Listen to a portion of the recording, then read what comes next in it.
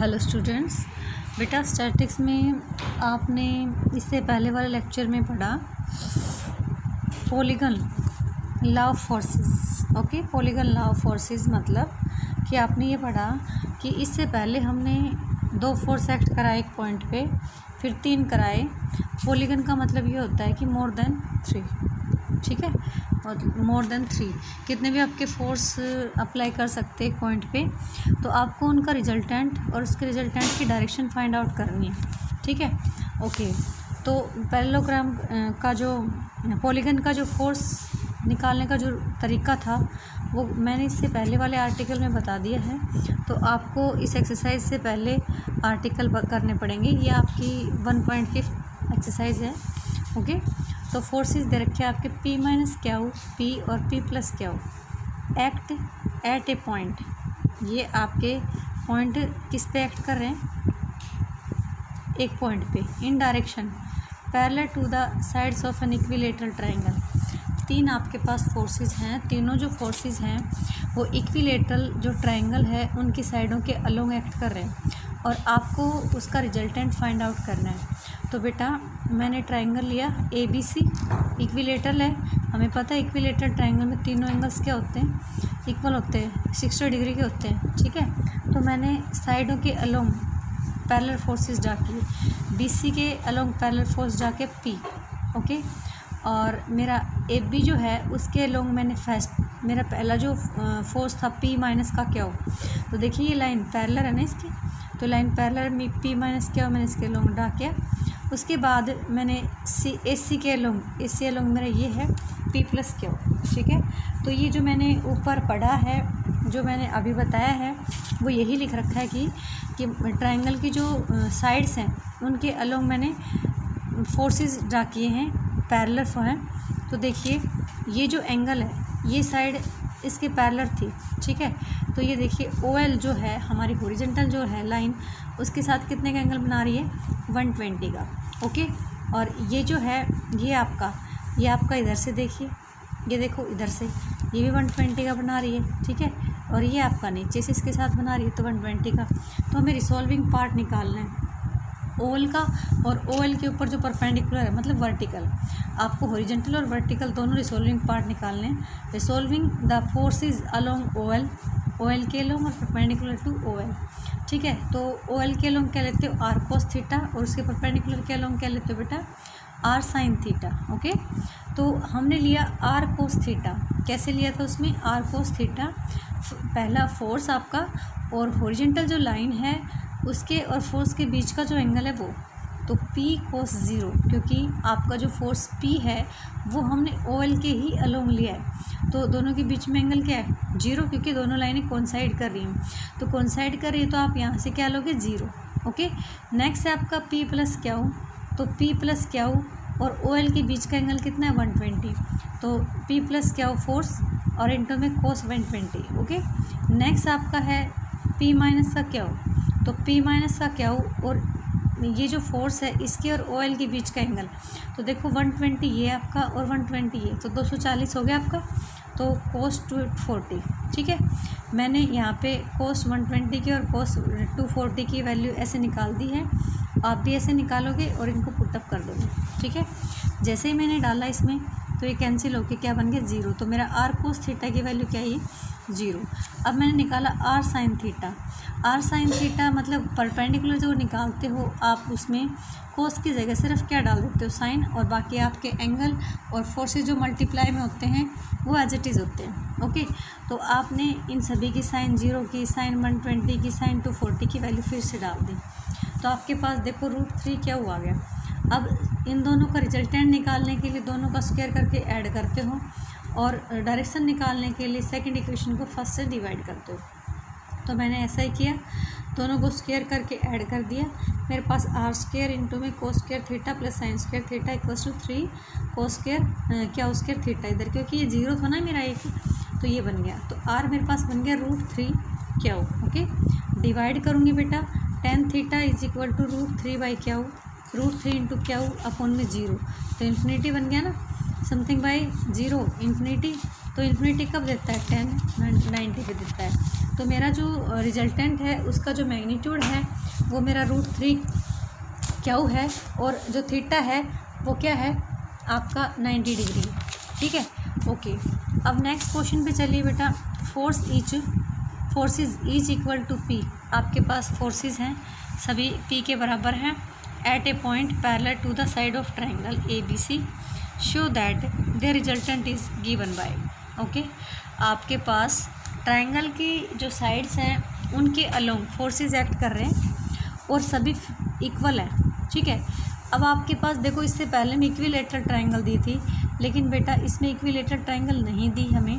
तो ट्राइंगल देने का जो पर्पस है ये क्या है कि हमें एंगल निकालना, कि हमें एंगल मिल जाए। तो आपको ये पता है कि रिसोल्विंग पार्ट निकालने के लिए चाहे आप OZ के अलोंग OL के निकालो, चाहे उसका वर्टिकल के अलोंग निकालो, आपको क्या चाहिए, थीटा चाहिए।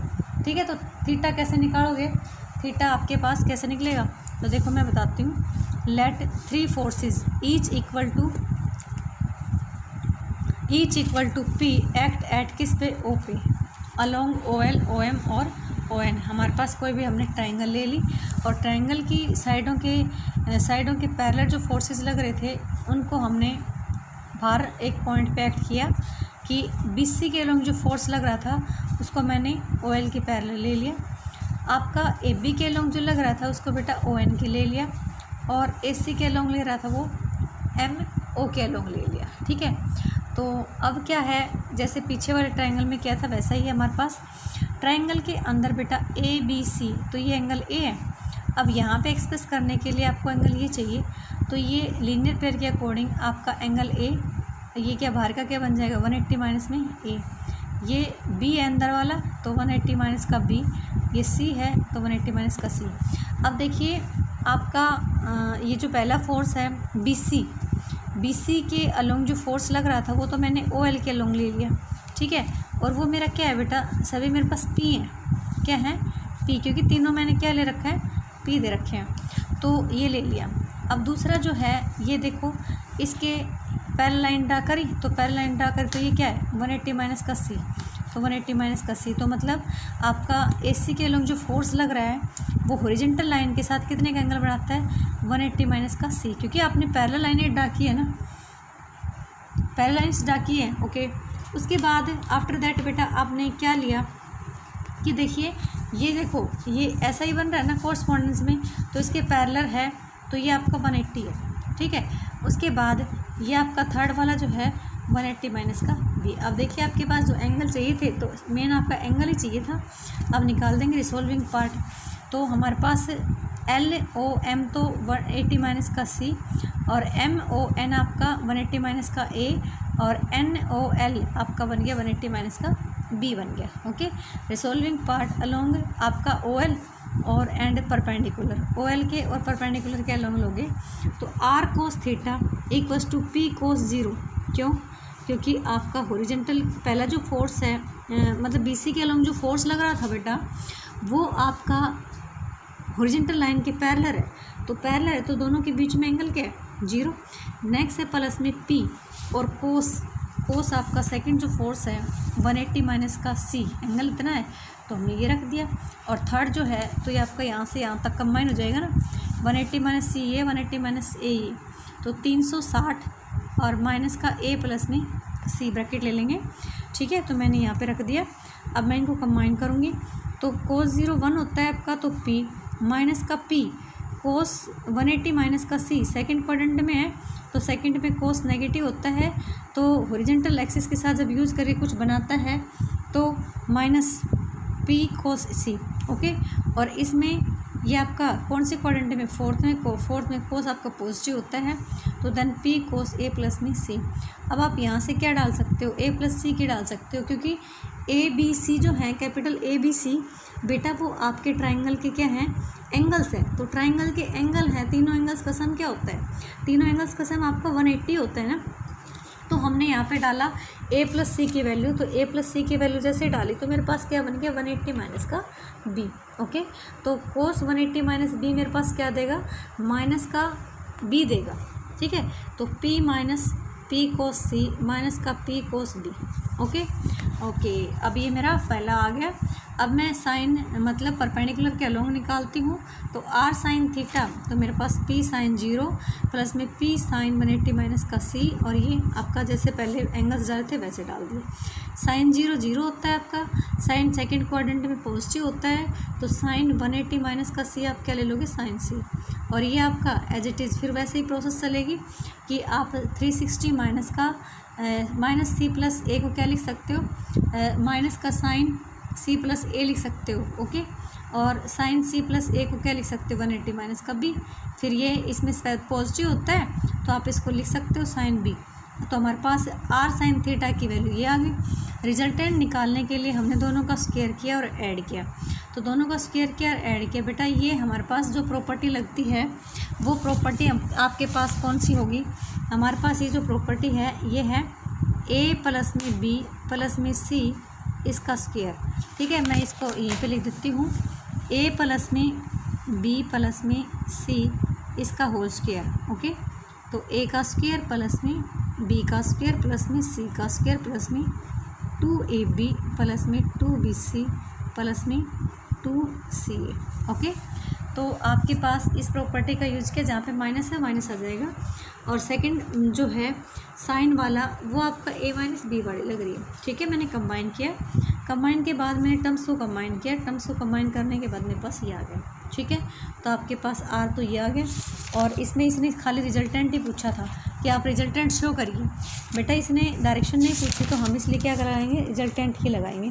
चलिए क्वेश्चन और देते हो आपको। 3 कोप्लानर फोर्सेस, 3 कोप्लानर फोर्सेस मतलब एक ही प्लेन में लाई करते हैं, और आपके पास प्रत्येक क्या है 5 kg का, तीनों एक्ट करते हैं सेम पार्टिकल पे if their line of action making an angle equal angle with each other. और कह रहा है कि तीनों जो फोर्सेस हैं मैग्नीट्यूड में सेम है और तीनों सेम एंगल बनाते हैं। तो सेम एंगल बनाते हैं तो एक फिक्स पॉइंट के अराउंड जो आपको पता है जितने भी लाइन है जो भी एंगल बनाती है सभी का सम क्या होता है 360 होता है। तो जब तीन ही लाइनें ले गई हैं आपकी और तीनों इक्वल एंगल बनाती है तो प्रत्येक क्या बनाएगा, एक दूसरे के बीच में 120 बनाएगा ना। ठीक है, और आपको उनका रिजल्टेंट फाइंड आउट करना है। तो बेटा मैंने 3 फोर्सेस ले लिया, एक तो मैंने ओ एल के लिए अलोंग लिया, ओ एम के अलोंग लिया, और किसके अलोंग लिया, ओ एन के अलोंग ले लिया। ओ पे एक्ट कर रहे हैं, ठीक है, उनका जो रिजल्टेंट है वो मेरा ओ एल के साथ थीटा एंगल बना रहा है और मैंने तीनों एंगल्स ले लिए। रिसोल्विंग पार्ट लिया मैंने, रिसोल्विंग फोर्स अलोंग ओ ए, ये मेरा ओ ए है, चलो मैंने ओ ए ले रखा था तो ओ ए ले लूँगी, इसको बी ले लिया और इसको सी मैंने मार्क नहीं किया। ठीक है, ओके, अब लिया बेटा इसका तो आर कोस थीटा, तो 5 कोस 0 प्लस में 5 कोस 120, ठीक है, प्लस में 5 कोस 240 आ गया ना आपका, ये कंप्लीट ऐड हो जाएगा ना दोनों। ठीक है, इनकी वैल्यूज़ डाल दी तो आपके पास 0 आया। फिर आर साइन थीटा आपने ऐसे ही वर्टिकल में कोस की जगह सिर्फ क्या डाल देते हो, साइन डालते हो, और एंगल तो आपके वही होते हैं। यहाँ पे भी मैंने साइन 0 की वैल्यू 0 डाली और इसकी वैल्यू क्या आ गई 5 साइन 120 की, ये आ गई तो नेगेटिव। अब स्क्वायर करके ऐड करेंगे तो हमारे पास क्या आ गया 0। अब 0 था तो ये भी दोनों क्या हो गए 0। तो हम क्या कह सकते हैं, तीनों जो फोर्सेस हैं वो आपके इक्विलिब्रियम है। और बेटा जब आपको ये पता है कि तीनों इक्वली इंक्लाइन हैं और तीनों फोर्स, तो आपने लेमी थ्योरम में ये पढ़ा था कि तीनों क्या हैं, इक्विलिब्रियम है। तो देखिए आपका आपने अभी यहाँ पे इक्विलिब्रियम प्रूव कर दिया। Okay, thanks.